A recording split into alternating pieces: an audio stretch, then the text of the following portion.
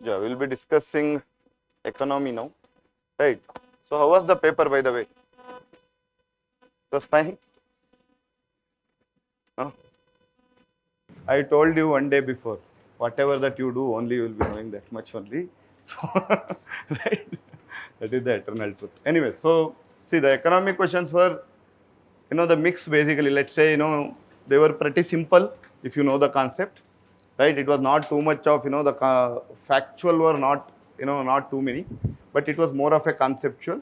And the question were not distributed across all the chapter. For example, from the chapter of public finance, let's say 3-4 question were there, right? Like that within 13 question, if I can take, from the economy, then around, 4-5 question has been, only from the public finance, and then it has been rested from one chapter from, right? But the kind of question were easy, doable, right? Because there were many of the question where you can eliminate and get the answer also, right? So you just go through the question, right? The first question, that is, the 31st in your question paper, basically, section B, right? So first, right? First. The question is about, alternative investment funds, right? Or, which are the following are the alternative investment. That is not for the regular investment that you do, but for, the privately pooled, for someone who wants to take more risk, that kind of investment, right? For example, the hedge funds, right? So that kind of, you want to invest in a venture capital, it will not be publicly traded in the stock market as such, right? And also, let's say if you want to invest in startup companies, these are alternative investment fund, which is basically not for everybody, but for only selected high, worth individuals who wants to invest in other way also, who are, having more risk taking appetite. So they want to invest in such things, right? So now if you look at the optional, first option, stocks and bonds, they are the regular investment instruments that, anybody can invest in stocks, anybody can invest in this thing. So that means that those two are not part of basically alternative investment fund. Apart from that, the hedge fund, which comes under, the alternative investment category 3 as per the SEBI regulation, and, the venture capitalist fund. So these two are coming under basically the alternative investment fund. So the answer will be only 2, right? So that is your first. Next, right here, it is a sources of income for RBI, right? Now here there is a little trick, right? So the first will be buying and selling of government bonds. Yes, RBI does that, and, the income in the same. Second, buying and selling of foreign currency. Yes, again it does do, right? Then pension fund management, it will be done by Pension Fund Regulatory Development Authority, or PFRDA, what we say, right? Then lending to a private is not a part of government, so the RBI. So the 3 and 4 will not be there. Now if you look at fourth, right, where you are getting the fourth, the fifth one, that is printing and distributing currency notes. Now it can be seen in two ways, right? Only printing and distributing is be considered as expenses. However, if you go for a concept of seigniorage, right, that means that let's say a note is worth 500 rupees. How much cost it will cost for the bank to basically RBI to print it and distribute. Let's say the material, everything cost, let's say it is 10 rupees. The distribution cost may be another 30 rupees. By doing that, RBI will get 500 back, because it is giving it as a 500 rupee note. The difference between that, what is the face value of that currency, minus the printing and distribution cost, is called seigniorage, which is one of the major income source of the government. Whenever they are printing the larger note, 2000 rupees, 500 rupees, so that will act as basically the extra amount of money compared to the cost of printing and distribution. So if UPSC considers that, right, then it will be 1, 2 and 5. But only if you go for, the verbal meaning, that is only distributing and printing, not going for the consequence what it will happen, then answer can be 1 and 2 only, because the both option are there. Now as per, last year UPSC answer key, when you have seen, there are, so many small things that they keep changing, how they look into it. So, it will be on a maximum side, it will be 1 to 5 only, because whenever they are expressing their dividend, how much is the profit, even, just one day before the prelims, there was an article about the income of RBI as well. Even in that, basically, when they want to talk about, because that, the dividend distribution policy is there. Whenever the RBI earns the profit, some part of the profit, keeping certain point for the security, the remaining will be distributed or, shared with the government, right? So in that scenario, basically, we will consider seigniorage as one of the major income source of the government in that balance sheet, or how the RBI is earning the money, that will be one of. So in keeping that in mind, it will be 125, right? But if sometimes UPSC takes it a literal meaning, then it can be 1 and 2 also, right? So, but on higher note, it is basically 90%, it is 1, 2 and 5, right? Keeping the concept of seigniorage, right? So answer should be D, that is 1, 2 and 5. Next, Directorate of Enforcement. You know that, the ED, which is always in the news, right? It basically handles 2 different kinds of cases. One is PMLA and one is fugitive economic offenders, right? So, the sum of its function is enforcement of fugitive economic offender. Fugitive economic offender means someone who basically does the crime here and then goes outside the country and settles there, right? For example, Nirav Modi, Vijay Mallya, all these are coming under the fugitive economic offenders, right? So, and ED will look into them, Then basically it works under, basically this is more related to finance because they are not paid the taxes. They are evading the taxes. So it comes under basically the Ministry of Finance, Department of Revenue, rather than Ministry of Home Affairs. It is nothing to do with a law and order kind of situation here. It is our security of the nation. It is more of a financial crime we are talking about. So it comes under Department of Revenue or the Ministry of Finance for that matter. So the third row that is telling that it works under the Internal Security Division and Ministry of Home Affairs goes wrong. So the first row is incorrect, right? The second is again Directorate of Revenue Intelligence. Now enforces the provision of Custom Act, right? Correct. Then basically the Department of Revenue or Ministry of Finance, again it is correct. So the second row is correct. Third, Directorate General of Systems and Data Management. Again, as they were telling that carrying out big data analytics, assist the tax officer, even in the name it suggests, right, in the border. And again, it is also coming under Department of Revenue, Ministry of Finance, perfectly fine. So the 2 rows are correctly met and the first row has not been correctly met for the third column, which says that it comes under the Ministry of Finance. So it should be Ministry of Finance rather than Ministry of Home, right? So that means that 2 and 3 will be correct. So answer will be basically only 2, that is B, right? Next, RBI mandates all the listed company. Now it is more of a common sense, right? Even when they were talking about, the credit rating agencies, one of the question has been asked, who was looking after it, whether RBI, SEBI, like that, right? So what they do here, the organization will be changed, right? The listed company, which works under basically the SEBI regulation. So it is basically the SEBI mandates the listed company to submit a business responsibility and sustainable report. Now, you know that from the last 1 year, more news of ESG, right? ESG reports basically means environmental, sustainable, and basically the governance kind of report. How basically corporate, the governance is conducted in that company, how much environment friendly they are, right? So that ESG norms has been many a times floated in the news as well. So keeping that in mind, it is SEBI rather than RBI. So the first statement goes wrong. And the second, basically in India, a company submitting BSR, here what is that, as the name suggests, it is business responsibility as well as sustainability report. Whether you are using, creating more pollution, whether you are using energy intensive or from the fossil fuels, that kind of thing, rather than a financial matter. It is a non-financial things that we are discussing here. So basically it says that it makes a disclosure report that are largely non-financial in nature, not financial in nature. So that means that becomes correct. So that means that the first statement is incorrect, second statement is correct. So answer should be B only, right?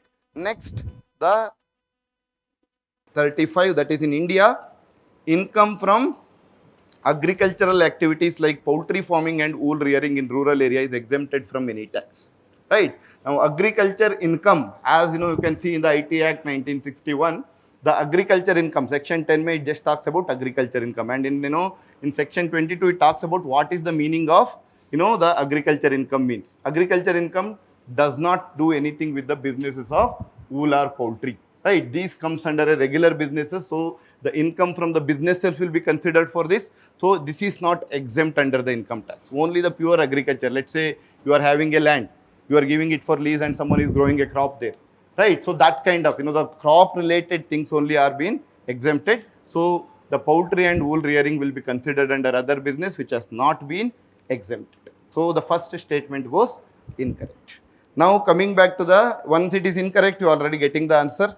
So that is, the one statement 1 is not correct, but statement 2 is correct. But if you look at the statement 2, as agriculture also comes under basically the state list, right? So that means that, even the agriculture land, you are selling the land or, buying the land, that will not attract any capital gains tax because it will not be considered under a capital in the first place, right? So that means that any agricultural land, let's say if somebody has sold it for 1 crore, he don't need to pay any tax, right? Because it is an agricultural land. Only the commercial lands or, the lands in the urban areas. For that, basically, the capital gains tax will be applied. So the second statement is perfectly fine and the first statement is incorrect, right? So that means that the first statement is incorrect. So answer goes as statement 1 is not correct and statement 2 is correct. Okay. Now go to the 7th, that is 37th. All this we have discussed in detail in the class as well. Let's say as regard to return from an investment in a company, generally bondholders are considered to be relatively at lower risk than the owners, right? So now here owners means basically, rather than stockholders. Stockholders are owners, right? Because you are holding the share of that company, you are a owner. Bond holders are what? Someone has taken a bond.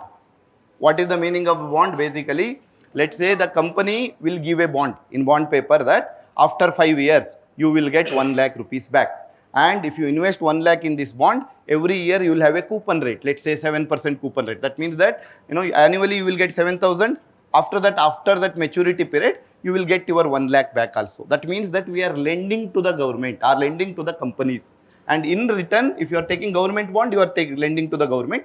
Or if you are lending to basically the companies, or if you are buying the government corporate bonds, then basically you are a lender to the company, right? You have been given a land and with respect to that, they are getting the interest, right? So that means that, you are the stockholders or the shareholders or the owners because they are holding the shares of that company. However, the bondholders are rather than the owners, they are the lenders to the company. So that is the first statement. Now now from here it goes logical.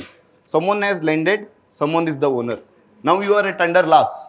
Should you make sure that first the owner should get the money or the lender who you have taken commitment from them? Because you are also owner. Don't think that you are invested in that company in the stock. When you are invested in a stock, that means that you are part of that company. You can vote. You can, if you are having a large stock, then you can go and vote in the business meeting. You are there in the decision making. So that means that you are part of that company. So whenever company is under stress, right, then the owners basically will have to hold the responsibility. First, basically, the lending has to be created. Within that lenders, basically, again, there is a prioritization, right? So that means that, there is a insolvency and bankruptcy code they have been prioritized it. Prioritized in the sense, let's say they have taken a secured loan. Secured loan means whenever you are taking a bonds are, you are taking a secured loan. You are putting some property in, let's say if I am giving 100 crores of loan or I am raising 100 crores of loan and keeping this property, if tomorrow if I cannot pay back, I will sell this property and give it to you. That is a secured loan. Unsecured loan is a more of a promissory. I will not keep any backup as such, but I will just tell that I will pay back. However, whenever I am saying that I am not keeping any backup, I will pay you more interest. So you are taking risk because I am not keeping any backup as such. However, since you are taking risk, what I will do in return, I will give you higher returns. So that is basically called debentures. That is what the difference between bonds and debentures, right? One is secured, one is unsecured. Now, whenever you are, IBC, whenever they are actually, the bankruptcy of a company happens, first they will sell the properties or the assets that company has, then they start giving the money for the secured creditors first, then unsecured creditor. And IBC, when it conducts all this process, they will also incur some of the cost, right? Because committee of creditor has to be said, all these things will incur cost. For them, they have to pay. Then for workmans, they have to pay. Whoever is, from last 3 months, their salary has not been paid. For them, they have to pay. Then comes their bondholders and other things. For them, they will pay. Finally, the stockholder will come. Within the stockholders also, the priority stockholders will get higher advantage. After that comes the ordinary stockholder. There is a flow basically, because you are the owner, you have to bear everything. Only if something remains, then you can get out of it, because you yourself is owner. Don't think that you have invested, but you are a owner of it. So that is how the logic flows, right? So that means that the second statement says they are lenders, whereas stakeholders are owners. That is fine, right? That is why, the lenders are having less risk, because whenever the problem comes, first lenders will be settled compared to the owners. So in that way, the first statement, second statement also explains the first statement, right? So second, basically the third, for the repayment purpose, bondholders are prioritized over the stockholder by a company. That will also show there is a lesser risk, right? So however, when why people put it here is they get the voting right, ownership rights. When the company can grow at a very big scale, right, they can get more profit compared to bondholder. Bondholder, we have promised 7%. My company can make 100 crore, 1000 crore, I don't care, I will give you only 7,000 for your 1 lakh. But if I have invested 1 lakh in a stock of that company and if company goes great, automatically your stock prices will boom. So you will be, your appreciation of your stock will be much higher compared to bondholder. For him, most of the time it is fixed, right? For one, with respect to inflation and all, if you want to manage, then we basically do, the convertible option. That is what convertible bonds. So you can convert your bond to regular equity. So though and so and so, right? So that is basically, so that means that answer is both statement 2 and statement 3 are correct. Both of them explain statement 1, right? Next, in India, India accounts for very large portion of all equity option contract traded globally, thus exhibiting a great boom, right? That is one. Second, India's stock market has grown rapidly in the recent past, even overtaking the Hong Kong's at some point of time. Third, basically, there is no regulatory body either to warn the small investor about the risk of option trading or to act on unregistered financial advisor in this regard. Now, two things are there. One, if you are not aware of current affairs, recently it has been, India option trading is almost 85% of the equity optional trading at the world level. Second, recently India surpassed Hong Kong also and it has become 4th largest equity market in the world. But that is completely fine because sometimes we would not have gone through such news and go to the examination hall, right? So the third statement which says that there is no regulatory body to look after, obviously this will be incorrect. There is always SEBI which gives the guidelines, which always discloses the report that 95%, 98% of the optional trader will always lose. So don't invest. Then for regular YouTube channel who are giving the recommendation which stocks to buy, they are also called as fin influencers, right? Because they are the financial influencers. For them also they have very restriction has been put by SEBI. So that means that there is a regulatory body which is SEBI looks into it. So if you can eliminate this itself, without knowing first and two, you can get the answer. So obviously knowing the first and two, when we open the internet and search whether India has surpassed Hong Kong, then only we will come to know it. Otherwise, we won't be knowing it in a daily basis. You won't get it in current affairs also. That is absolutely fine. But the trick here was not knowing the first two statement, at least using your common sense that obviously the small investor always be protected wherever the regulated market is there. Right, so that means that it is SEBI which will protect them. If you can eliminate that, 1 and 2 will be the only option that will be left. So answer should be 1 and 2 only, that is A, right?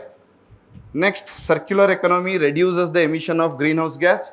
Yes, right. Circular economy basically works on different R's, right? Reuse, reduce, right? Refurbish, right? All of this, So that means that, the same materials are again and again used. Right, so that means that second is basically statement is saying circular economy reduces the use of raw material as inputs. That is correct. Circular economy reduces the wastage in the production process. Yes, it's correct. So when you are using less, automatically the emission will also be less. Right, when you are wasting less, emission will be less. So in a broader prospect, you don't need to go too deep. Why, if I use the input less, how it will lead to lesser in the emission of carbon dioxide, that will not be taken by UPSC. If it is making sense to you, you have to stick to that point. That means that all of them are correct and both statement 2 and statement 3 are correct and both of them explain statement 1. Okay. Next, the 40th one, again the conceptual one with respect to this. That is the capital receipts create liability or cause reduction in the asset of the government, right?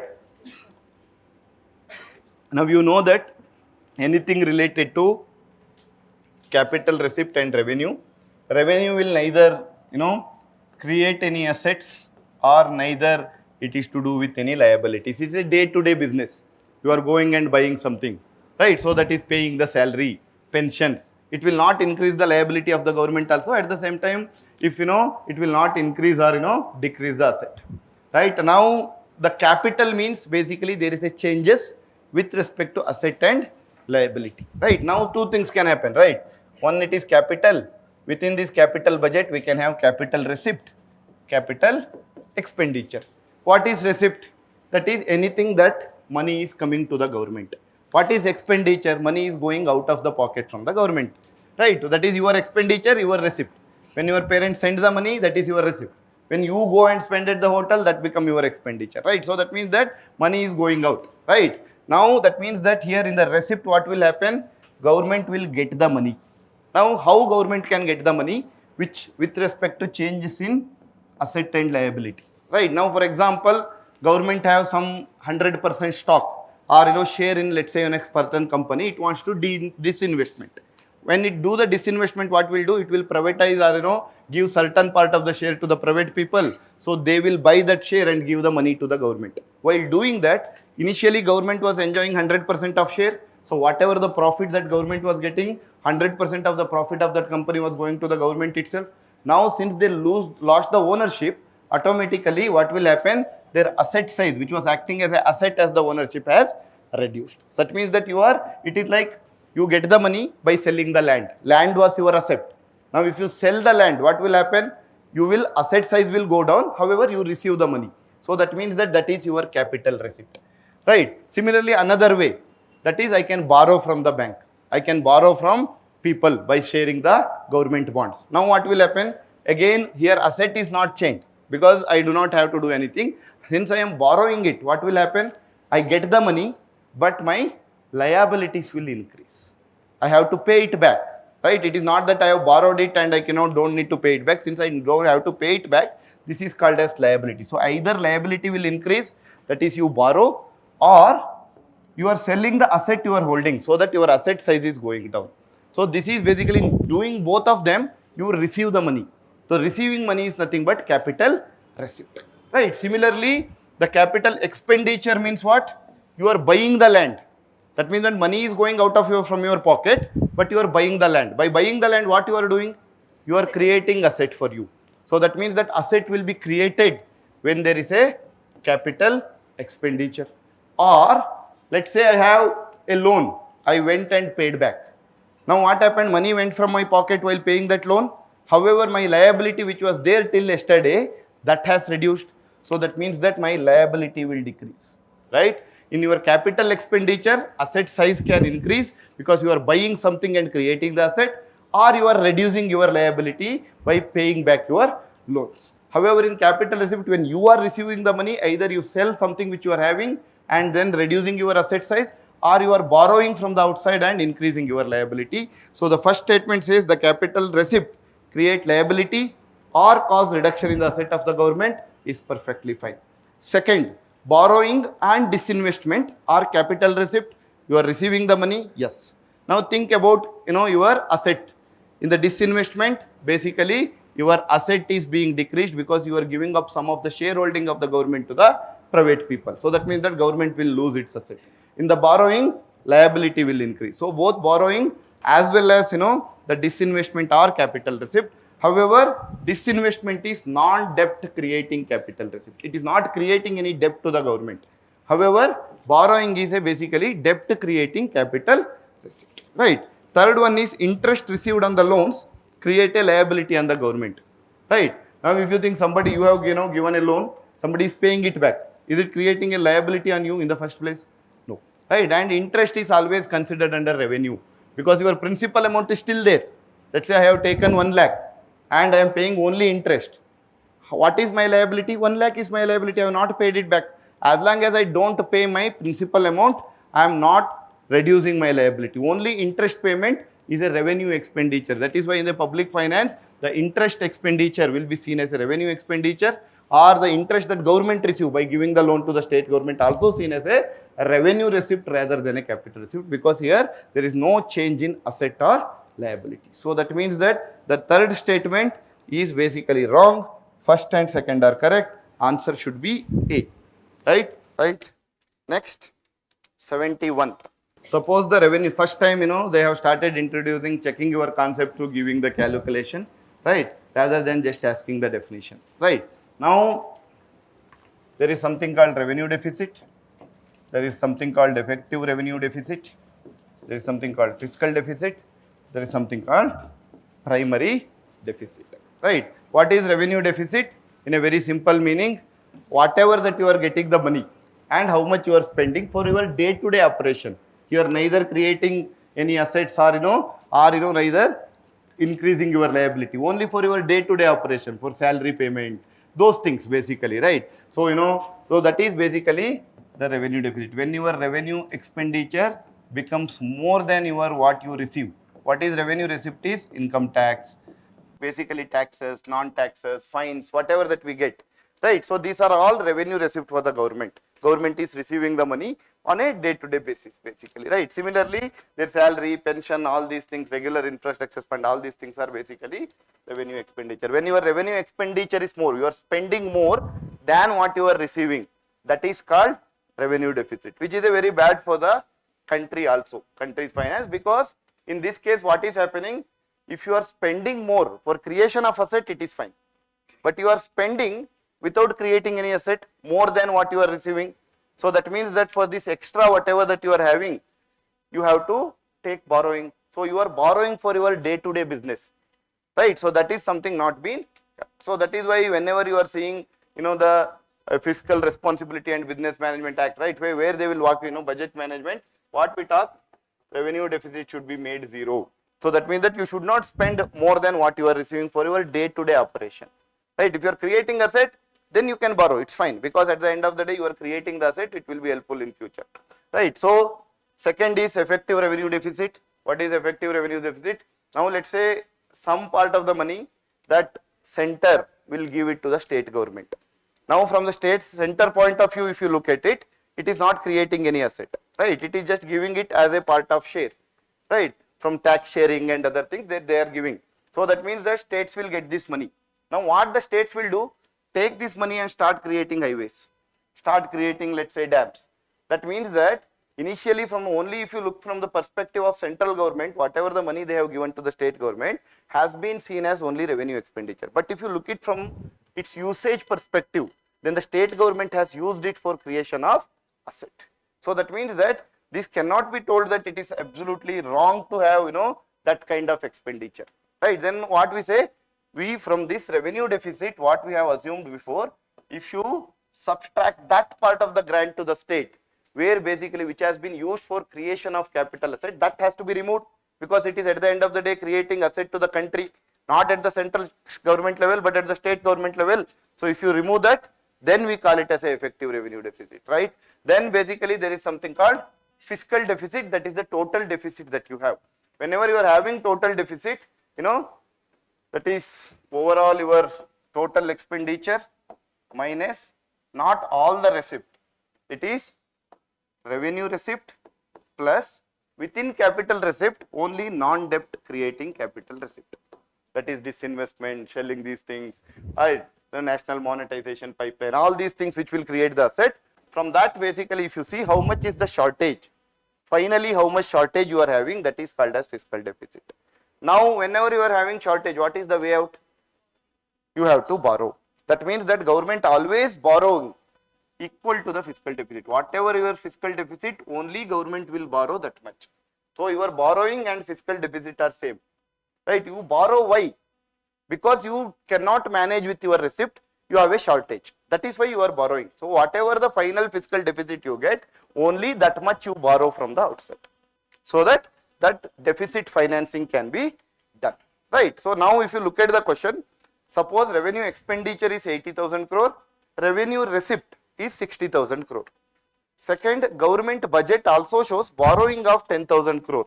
If budget shows borrowing of 10,000, what is the meaning of it? There was a shortage of 10,000, which is nothing but fiscal deficit. That much government has borrowed. So without telling the word fiscal deficit, you should understand that fiscal deficit is 10,000 crore, because that much was the shortage the government has borrowed. Only we borrow because we have a shortage. Otherwise, it is not logical to borrow in the first place, right? When you are having shallow, you will borrow. So that means that your fiscal deficit is 10,000 crore. Next, interest payment is 6,000 crore. Interest payment is 6,000 crore. Now, what is this primary deficit? Primary deficit is basically, let's say, a previous government is there. it has taken lot of loan, right? Because of which most of our revenue expenditure goes towards servicing that loan, that in the form of interest payment itself. Now the new government comes. Now you want to, gauge their performance. Now if you just look at the fiscal deficit, you will see that they are also having deficit because they are paying the interest for the loan which has been taken by the previous government. Now if I want to see the performance of this government, what I should do? I will not calculate the fiscal deficit because it also includes the interest payment which is being the loan which has been taken by the previous government. So what I will do, I will take this fiscal deficit, from this I will remove the interest payment, right, which is being done, because interest is for those loan which has been taken earlier. If I remove that, then whatever that I get, that is the deficit created by this government, right? That is the only deficit created by this government. So I will remove that interest payment, which will give me the primarily how much deficit is there, presently how much deficit is there because of the policies conducted by this government. So keeping that in mind, this is called as fiscal deficit minus interest payment, right? Now these are the formulas. Now look at the question. Revenue deficit is 20,000, that is revenue expenditure minus revenue receipt, that is 80 minus 60, 20, first statement is correct. Fiscal deficit is 10,000 crore, again it is correct because borrowing is nothing but the fiscal deficit. Now the primary deficit is nothing but 10,000 crore minus the interest payment, that is 6,000, which will make it to the 4,000. So all of them are correct. So answer should be 1, 2 and 3, that is your answer D, right? Next, take the question 75. Again the same concept. The country's fiscal deficit stands at 50,000 crore. So they have already given the value of fiscal deficit 50,000 crore, right? Next, they have also given it is receiving 10,000 through non-debt creating capital asset. Non-debt creating capital asset is 10,000 crore, right? And interest payment goes around 1,500. Okay, right. Now the question is basically, what is the gross primary deficit? Primary deficit what? Fiscal deficit minus interest payment. So this 10,000 crore which has been given is to confuse you, because in the fiscal deficit already the receipt is also covered, that is the revenue receipt, as well as the capital non-debt creating capital receipt has been covered already, minus expenditure, that we have already total expenditure, then we are already getting the deficit. So this 10,000 is of no use for your calculation purpose.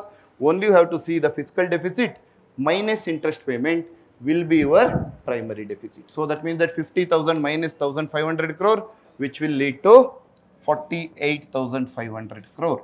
This is your primary deficit, right? So the answer should be A, which is 48,500 crore, right? Then your question number 66, right? Question number 66. Okay.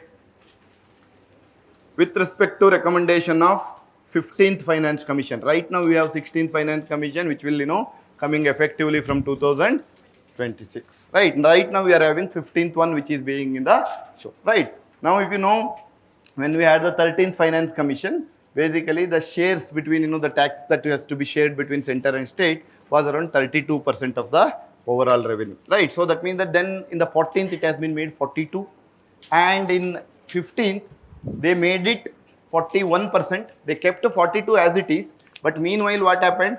The creation of the two union territories with respect to Jammu Kashmir. Otherwise, the Jammu Kashmir was also under the states, so under 42% they were also getting. Now once the Jammu Kashmir has been divided into union territories, Jammu and Kashmir, along with that basically the Ladakh. Now the state share need not to be 42, they made it 41, and this 1% has been given exclusively for the development of this.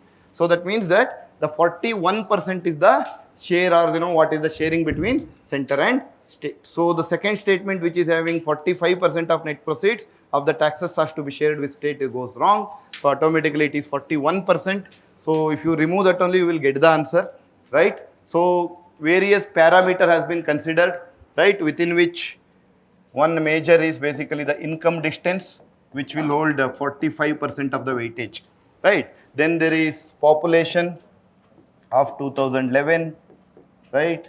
Then there is demographic performance, forest and ecology, right? Tax efforts has been introduced for the first time, right? So that has been again, it was not there in the 14th finance. In the 15th finance, they have reduced. So that means that income distance is nothing but, how the shares for the state has to be given, right? So if you think logically, the poorer state should get more. How do you calculate it whether a state is poorer or not? I will take the per capita income of the richest state, right? Once I take the richest state ka per capita income, then I will see the remaining state how far it is from that per capita income. More far it is, that means that more poor it is.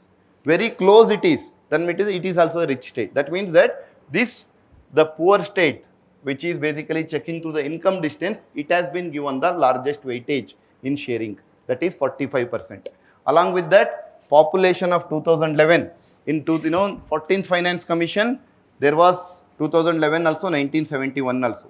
Because after 1971, many of the states went for family planning, and those measures, that is population control measure, they were losing because of this. So what they did, they consider population 2011 also, 71 also. But in 15th Finance Commission, they removed it, rather than they introduced the demographic performance. If any state has been done better, that has been given in that way. Along with that, tax effort also has been identified, right? So next two statement, it has recommended the grant of 4,800 crore from 2002, and this is again, incentivizing state to enhance educational outcome. Absolutely, when you go to the exam, you won't be knowing this fact, right? Because now I have seen it and now I know that it has been the fact, right? So you won't be knowing it. But the whole trick was what? Removing the third statement. That is a second statement. That is, it is not 45%, it is 41% plus 1% to this. If you had removed the second statement, right? So that everybody should know, because 32%, 42%, 41%, right? Plus 1% for Ladakh and Jammu Kashmir. That is fact everybody should know. If you know that fact, you would have got the answer. So this 48,000, 45,000 crore has to be kept for the performance based incentive. These numbers you cannot mug up and go to the exam. It is not even practical. So even next year again start taking all the reports and mugging up the number. It is not a wise idea. Only you have to do these questions only by eliminating the most known facts, right? Then basically it reintroduce the tax effort criteria to reward the fiscal performance. That is correct. So that will make answer as 1, 3 and 4, right? So that is basically option C, right? Next, let's say take 68, that is 78. Consider the following statement with respect to RTGS and NEFT. RTGS is real-time gross settlement, right? Now second is NEFT, that is National Electronic Fund Transfer, right? Now the difference between, as the name itself, what is real-time? At that moment only. Real-time means it will not happen after some time. In the real time only, when you send the money, he has to be settled. Gross settlement, that is lump sum. A big settlement is there, the gross settlement will be done. As the name suggests, the real time gross settlement means it will be settled for the larger amount of money, plus it will happen at that time only, because it is a real time transfer.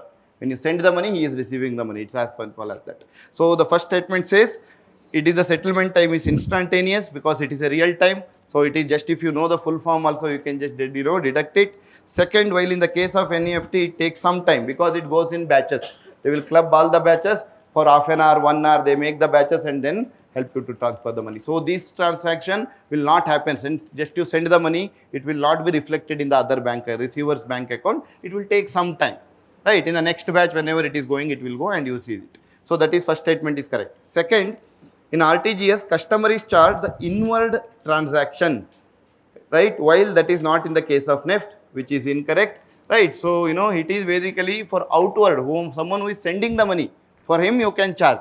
But someone who is receiving the money, for him there is no inward remittances that will be charged in both the cases of NEFT also, RTGS also. Now, with respect to how much is the outward remittance, or whenever someone is sending the money, how much it will be charged, depends on bank to bank. There is no one rule that has been there. The banks can decide it. They can, leave it free also. That is up to them, how their business model is there. So the second statement is absolutely wrong. The first statement is correct, right? Then third, Operating hour for RTGS are restricted on certain days, while it is not true for NEFT. Again, it is not correct. They have made functional 24/7 for 365 days, including holidays. So that means that it will be working all around the year, all around the clock.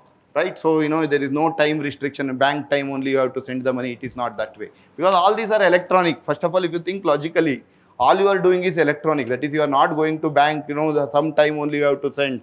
If you are sending through bank branch, then there will be a restriction.